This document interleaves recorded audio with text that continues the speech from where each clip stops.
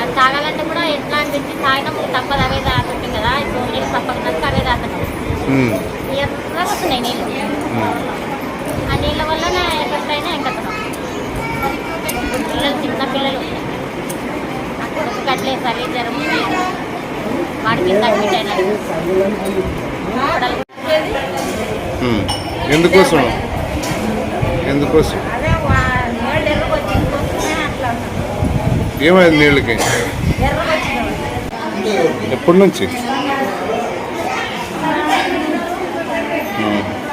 ఏంటికి? ఎందుకైనా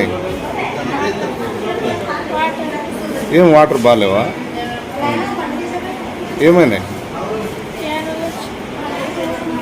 ఇప్పుడు మేలా? ఎవరక ఏమైందక మీ ఊర్లో? ఎందుకనక? నీళ్ళ వల్ల నీళ్ళు 2 సార్లు మన వర్షం వచ్చినప్పటి నుంచి నీళ్ళు బాగా వచ్చేది. నీళ్ళ వల్ల అంత వంద. ఈ ఊర్లో ఎంతమందికి అయింది అట్లా? అంత ఒక 40 మంది పోయినా. 40 మంది. మామూలుగా ఎక్కడి నుంచి వస్తుంటాయి మీకు నీళ్ళు? రోజు అక్కడి నుంచి వస్తాయి. రోజు అక్కడ నీళ్ళు వచ్చింది. ఆడగానే గ్యాస్ అయిపోయేదంట, డైరెక్ట్ చెరువు నీళ్ళు డైరెక్ట్ నీళ్ళు అక్కడ పంపించేసి ఇంత పచ్చగా వస్తుంది నీళ్ళు. ఏమంటే బోర్ నీళ్ళు పడవ మాకు బోర్లు నీళ్ళు సబాలేవని ఇంకా అన్ని ఇవే తాగేదని అవే నీళ్ళు తాగుతారంట. అంతా ఒక 40 మంది. ఎప్పుడు వచ్చినారు మీరు? నిన్న పొద్దు నుంచి. డాక్టర్లు ఏం చెప్పినారు? డాక్టర్లు ఏం చెప్పలేదు, తక్కువ బాటిల్ ఎక్కిస్తారు, ఇంజక్షన్ వేస్తారు.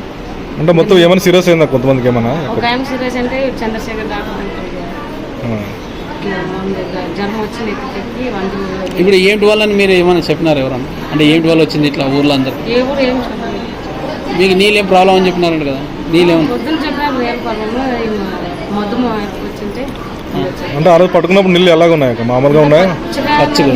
ఎక్కడి నుంచి సప్లై అవుతాయి మీకు నీళ్ళు? అక్కడ సింధుమూరు చెరువు. ఏం పేరు? మామూలు